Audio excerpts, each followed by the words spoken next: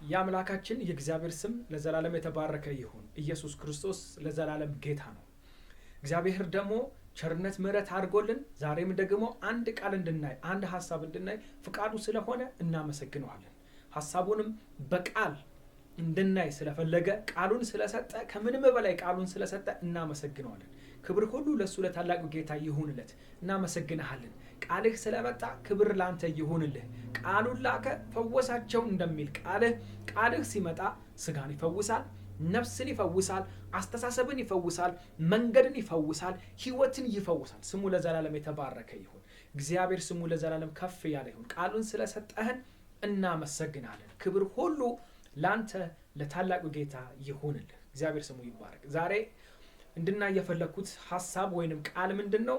ቃሉ ላይ መጽናት። እግዚአብሔር ስሙ ለዘላለም የተባረከ ይሁን።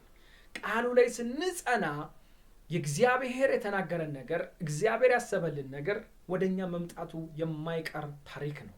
እግዚአብሔር ቃሉን ከሰጠ ታማኝ ስለሆነ በቅድስናው አውጥቶ ስለሚናገር መጽናት ግን ከኛ ነው። መጠበቅ ግን ከኛ ነው። ተግቶ መሻት ከኛ ነው። በዚህ ዘመን እንደምታውቁት ብዙ ነገር ከእግዚአብሔር የሚያስኮበልሉ በስተዋል። እኔ እንኳን እንደምሰማው እንደማየው ከእግዚአብሔር ሐሳብ፣ ከእግዚአብሔር ፕሮግራም፣ ከእግዚአብሔር እቅድ፣ ከእግዚአብሔር ራእይ የሚኮበልሉ ብዙ ነገሮች በስተዋል። ብዙ ሰዎች በስተዋል። በዚህ ዘመን ይሄ ዘመን ደግሞ አልቋል፣ ተጠናቋል፣ ጨርሷል። ባለቀና በተጠናቀቀ ዘመን የእግዚአብሔርን ነገር እንዳንጥል እግዚአብሔር ዛሬ ምንድነው የሚለን? በቃሉ ላይ መጽናት። ክብር ሁሉ ለጌታ ለኢየሱስ ክርስቶስ ይሁንለት። በቃሉ ላይ መጽናት። የመጀመሪያ ምሳሌ አድርገን የምንመለከተው ሙሴን ነው። እግዚአብሔር ስሙ ለዘላለም የተባረከ ይሁን። የዕብራውያን መልእክት 11 ላይ ስለ ሙሴ የሚናገረው አለ። እግዚአብሔር ስሙ ለዘላለም የተባረከ ይሁን። 11:23 እግዚአብሔር ስሙ ይባረክ። ስለ ሙሴ የሚናገረው ማለት ነው። የእምነት አባቶች ናቸው። ስለ ሙሴ የሚናገረው እንዲህ ይለናል። የሙሴን ምሳሌ እንድንወስድ የፈለገው የዕብራውያን ጸሐፊ ስለ ሙሴ ሲናገር ሙሴ ከተወለደ በኋላ ወላጆቹ መልካም ሕፃን መሆኑን ስላዩ በእምነት 3 ወር ሸሸጉት። የንጉሥን አዋጅ አልፈሩም። ሙሴ ካደገ በኋላ የፈርዖን የልጅ ልጅ መባልን በእምነት እምቢ አለ። ለጥቂት ጊዜ በኃጢአት ከሚገኝ ደስታ ይልቅ ከእግዚአብሔር ሕዝብ ጋር መከራን መቀበል መረጠ። ከግብፅ ሀብት ይልቅ ስለ ክርስቶስ መከራን መቀበል እጅግ የሚበልጥ ሀብት መሆኑን ተገነዘበ። ወደፊት የሚቀበለውን ብድራት ከሩቅ ተመልክቷልና የንጉሥ ቁጣ ሳይፈራ ግብፅን ለቆ በእምነት ወጣ። የማይታየውንም እንዳየው አድርጎ በመቁጠር በሐሳቡ ጸና። እግዚአብሔር ስሙ ለዘላለም የተባረከ። መጽናት፣ የተነገረን ነገር ላይ መጽናት፣ የመጣልን ትንቢት ላይ መጽናት፣ እግዚአብሔር ያመጣል ፕሮፌሲ ላይ መጽናት አንደኛ። ሁለተኛ ከእግዚአብሔር ቤት እንዳንንሸራተት፣ ኃጢአት እንዳይወስደን፣ የተለያዩ ነገሮች ከቤቱ የሚያወጡ ከቤቱ የሚያጎድሉ ምን ይሆናል ዛሬ ይህን ብናደርግ ምን ይሆናል? እግዚአብሔር የማይፈልገውን ነገር እንዳናደርግ ምን ይለናል እግዚአብሔር? መጽናት። ዘመኑ አልቋል። ዘመኑ ተጠናቋል። ጭላጭ ጊዜ ነው የቀረው። አልቋል። ሁሉ ነገር ተጠናቋል። መጽናት። እግዚአብሔር የሰጠን ደጅ ላይ መጽናት፣ በቅድስና መጽናት፣ እግዚአብሔርን በመፍራት መጽናት፣ እንደ ሙሴ መጽናት። የፈርዖን የልጅ ልጅ ከመባል ይልቅ ፈርዖን በዛን ዘመን ልክ እንደ አምላክ የሚታይ ምድርን ሁሉ የገዛ የሱ የልጅ ልጅ መባልን እምቢ አለ። እግዚአብሔርን ብሎ ወጣ። እግዚአብሔርን ብሎ ተለየ ሙሴ። ስሙ ለዘላለም የተባረከው። ለእግዚአብሔር ብለን እንለይ። ለእግዚአብሔር ብለን እንጨክን። መንፈሱን ያበዛልናል፣ ጸጋውን ያበዛልናል። እንደ ሙሴ አልወደቀም። ያሁላ ሀብት ያሁላ ንብረት እየተመለከተ ያሁላ ግዛት እየተመለከተ የፈርዖን የልጅ ልጅ መባል በቃ መገላገል አይደል እንዴ? ግን ሙሴ በሐሳቡ ጸና። የእግዚአብሔርን ሕዝብ ማገልገል፣ ከእግዚአብሔር ሕዝብ ጋር መሰደድ። እግዚአብሔር ስሙ ለዘላለም የተባረከ ይሁን። እግዚአብሔር ላይ መጽናት፣ ቃሉ ላይ መጽናት፣ ፈርዖንን እምቢ ብሎ መውጣት፣ እቺን ዓለም እምቢ ብሎ መውጣት፣ ርኩሰትን እምቢ ብሎ መውጣት፣ ኃጢአትን እምቢ ብሎ መውጣት፣ አልተባበርም ብሎ መውጣት። የሚያንሸራትቱ ብዙ ነገሮች አሉ። ፈርዖን የሙሴ አንሸራት ነው። በእኛ ዘመን ደግሞ ፈርዖንን የሚመስሉ የሚያንሸራትቱ ብዙ ነገሮች አሉ። መጽናት፣ እንደ ሙሴ መጽናት፣ ብድራቱን ከሩቅ ብድራታችንን ማየት፣ ያኛው ዓለምን አሻግረን ማየት፣ በምድር ያለንን ነገር ሳይሆን በሚመጣው ዘመን ላይ በአዲሲቷ ኢየሩሳሌም ላይ እግዚአብሔር ስሙ ለዘላለም የተባረከ ይሁን። የሚመጣውን ዘመን ማየት አልቋል፣ ተጠናቋል። ፕሊስ እባካችሁ በእግዚአብሔር ነገር ላይ ንጽና፣ የእግዚአብሔር ሐሳብ ላይ ንጽና፣ የእግዚአብሔር ቃል ላይ ንጽና። አዲሲቷ ኢየሩሳሌም ላይ አሻግረን እንመልከት፣ በቃሉ እንመልከት። ዮሐንስ ራእይ ላይ እንደሚነግረን እግዚአብሔር ስሙ ለዘላለም የተባረከ ይሁን። ምድር የምትጠቀለልበት ጊዜ እየተቃረበ ነው። ስለዚህ ምን ይላል እግዚአብሔር? ቃል ላይ ጽና። አንድ ተስፋ ሰጥቼሃለሁ። በምድር የምታደርገው ፕሮፌሲ ሊሆንሽ፣ ከሱ በላይ ደግሞ የዘላለም ሕይወት በአዲሲቷ ኢየሩሳሌም ከበጉ ጋር መኖር፣ በጉ ብርሃን የሆነበትን ያኛውን ዓለም አሻግሮ ማየት። እግዚአብሔር ስሙ ለዘላለም የተባረከ ይሁን። ወንድሞቼ እንዳንንሸራተት ፕሊዝ፣ እንዳንወሰድ ፕሊዝ፣ እንዳንቀር ፕሊዝ። እግዚአብሔር ስሙ ለዘላለም የተባረከ ይሁን። እንመለስ ወደ እግዚአብሔር ቃል። ከእግዚአብሔር ቃል ጋር እንጣበቅ። ከእግዚአብሔር ቃል ጋር እንሰፋ። ከእግዚአብሔር ቃል ጋር ህብረት እናድርግ። የእግዚአብሔርን ቃል ይዘን እንጸልይ። እግዚአብሔር ያደርገዋል። እግዚአብሔር ያከናውነዋል። ሙሴ ብድራቱ እንደተመለከተ ብድራታችንን እንይ። እግዚአብሔር የሚለን ይሄ ነው። ብድራታችሁን እዩ ነው የሚለን። በቃሌ ጽኑ ነው የሚለን። እግዚአብሔር ስሙ ለዘላለም የተባረከ ይሁን። ቀጥሎ ደግሞ ያዕቆብ እንዲህ ብሎ ይመክረናል። ያዕቆብ 5:8 እግዚአብሔር ስሙ ለዘላለም የተባረከ ይሁን። ያዕቆብ 5:8 እንደዚህ ይለናል። እግዚአብሔር ስሙ ለዘላለም የተባረከ ይሁን። እናንተም እንዲሁ ታገሱ፣ ሃሌሉያ፣ ልባችሁን አጽኑ፣ ምክንያቱም የጌታ መምጫ ተቃርቧልና። ዘመን ሁሉ ምልክቱን እያሳየ ነው። የጌታ መምጫ ተቃርቧልና። በጌታ መምጫ በተቃረበበት ወቅት ያዕቆብ የሚነግረን ምንድነው? መጽናት፣ መታገስ። እግዚአብሔር ስሙ ለዘላለም የተባረከ ይሁን። የሚወስዱ ብዙ ነገሮች አሉ። የሚሸረሽሩ ብዙ ነገሮች አሉ። እንጽና። ወራሽ ትውልድ እንሁን። ከሚወርሱት መካከል እንሁን። እንደ 5ቱ ሙሽሮች እንሁን። ዘይታችንን እናብዛ። ዘይታችንን በትርፍ እንያዝ። ሙሽራው መጣ ሲባል ገና ዘይት ለመግዛት አንሂድ። ሙሽራው መጣ ሲባል ለመቀበል የምንወጣ ያድርገን። አንዘናጋ። እግዚአብሔር ስሙ ለዘላለም የተባረከ ይሁን። ጊዜው የእንትን ነው። ጊዜው እንዳለ ተጠቅልሎ የሚሄድበት እንደሆነ ያስታውቃል። በቃ ሽርፍራፊ ሰዓት ላይ እንደሆነ ያስታውቃል። ተጨማሪ ሰዓት ላይ እንደሆነ ያስታውቃል። ያለው ተጠናቋል፣ አልቋል። ያዕቆብ የሚነግረን ይሄንን ነው። እናንተ ግን እንዲሁ አንደኛ ታገሱ፣ ሁለተኛ ልባችሁን አጽኑ። ለምን? የጌታ መምጫ ተቃርቧልና። እግዚአብሔር ስሙ ለዘላለም የተባረከ ይሁን። this is end time message። እግዚአብሔር ስሙ ለዘላለም እንንቃ። አይናችን ይከፈት። መንፈሳዊ አይናችን ይብራ። ኢየሱስ ክርስቶስ ሊመጣ ነው። በደጅ ነው። እንቅስቃሴ ተጀምሯል። እግዚአብሔር ስሙ ለዘላለም የተባረከ ይሁን። ኦ ፕሬዝ ዘ ሎርድ። መምጫው ነው። ስለዚህ እንጽና። እንደ ኢያሱና እንደ ካሌብ እንጽና። የተነገረን ትንቢት ላይ እንጽና። የነገረን ቃል ላይ እንጽና። ከእግዚአብሔር ቃል ጋር ህብረት በማድረግ እንጽና። ፕሬዝ ዘ ሎርድ። እግዚአብሔር እንደ ኢያሱና እንደ ካሌብ ወራሽ ያድርገን። አሜን። ያ ሁላ ህዝብ ወጣ። ያ ሁላ ህዝብ አብሮት ወጣ። የእግዚአብሔር ቃል ግን ተማምነው የወረሱ 2 ብቻ ናቸው፣ ኢያሱና ካሌብ። አዲሱን ትውልድ አስከትለው የገቡ። አሮጌው ትውልድ እንዳለ በእግዚአብሔር ነገር ላይ ተጠራጥሯል።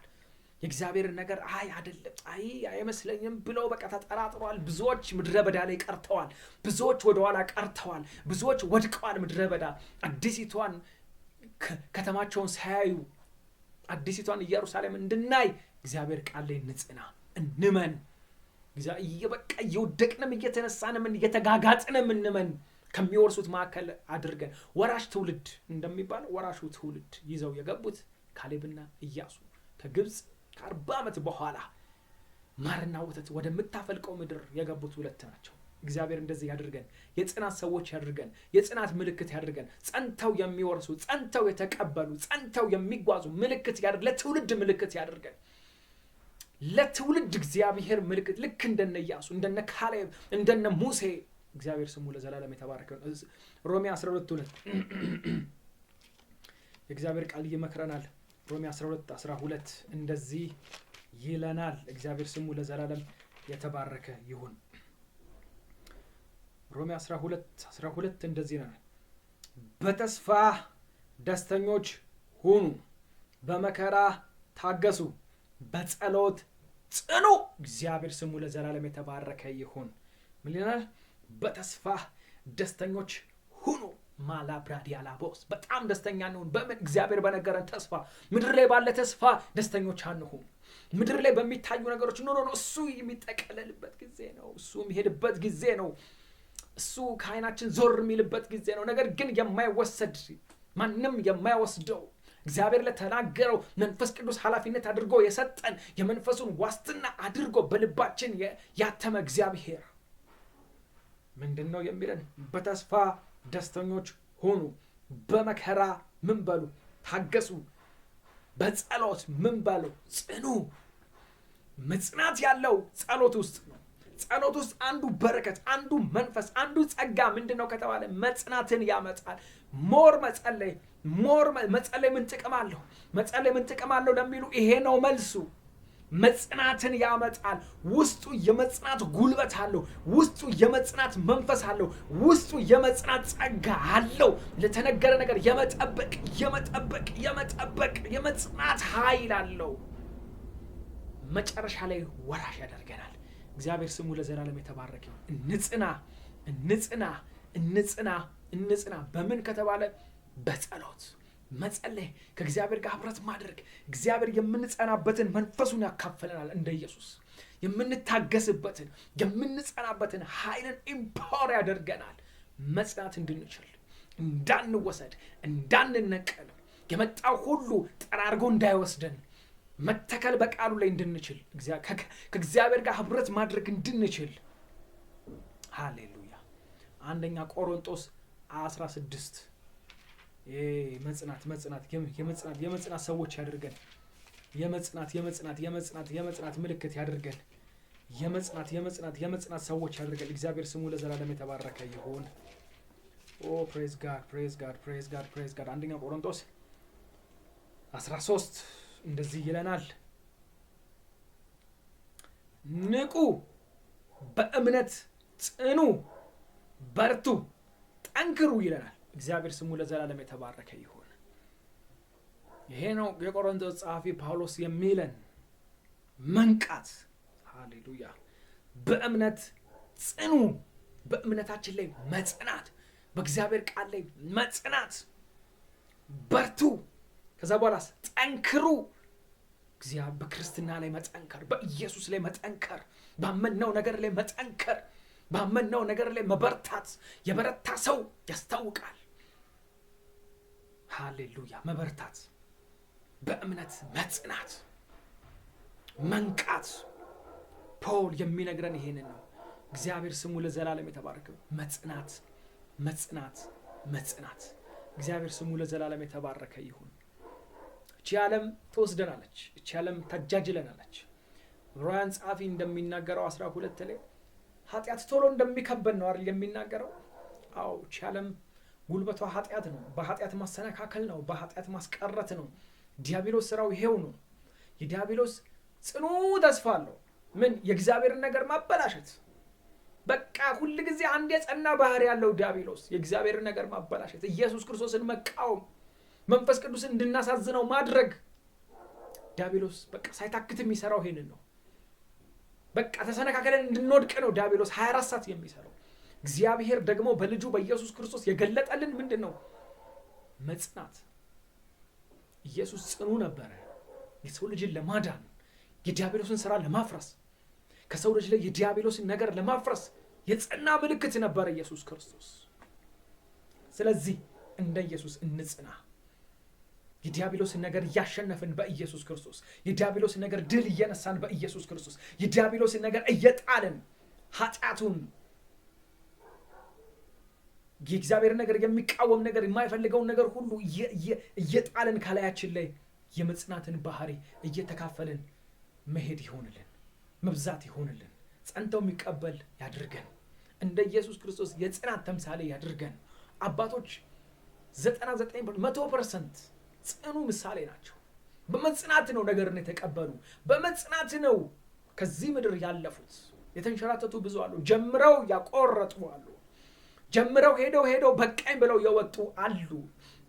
መስቀሉን ተሸክመው ሄደው አያዋጣም ብለው የጣሉ፣ ከበደን ብለው የጣሉ፣ መስቀላቸውን የጣሉ አሉ። መስቀሉ ከባድ ነው፣ እውነት ነው። ግን ጸጋ የሚባል ነገር አለ። መንፈስ የሚባል ነገር ይረዳናል። እግዚአብሔር ያግዘናል። እግዚአብሔር ሲታይ ከባድ ነው፣ መንገዱ ከባድ ነው። ጠባቡ በርና ስለ ሰፊው በር ይናገራል። ጠባቡ በር በጣም ቀጭን ነች፣ መንገዱ ቀጭን ነው። ሰፊው በር ግን ሰፊ ጎዳና ነው፣ የኃጢአት ጎዳና ነው ይላል። ብዙዎች የሚሄዱበት ነው ይላል። ጠባቧ በር ግን ትንሽ ነች። ማቴዎስ 7 ከ13 እስከ 14 የሚናገረው ይሄንን ነው። በቀጭኗ መንገድ መሄድ። ቀጭን ነገር አያዋጣም። ቀጭን ነገር ለመውደቅ ቅርብ ነው። ሰፊው በር ግን፣ የኃጢአት በር ግን ትልቅ ነው። በመስሪያ ቤት ኃጢአት፣ በትዳር ኃጢአት፣ በአገልግሎት ኃጢአት፣ በምናምን የኃጢአት ደጁ ሰፊ ነው። ወደ ኃጢአት ለመግባት መንገዱ ሰፊ ነው፣ በሩ ሰፊ ነው። የቅድስናው መንገድ ግን አንድ ነው፣ ኢየሱስ ነው። ጠባብ ነው በሩ። የለም ግራም ቀኝም የለም፣ የምናመቻምቸው ነገር የለም። ስለዚህ ዛሬ የሚለን እግዚአብሔር ምንድን ነው?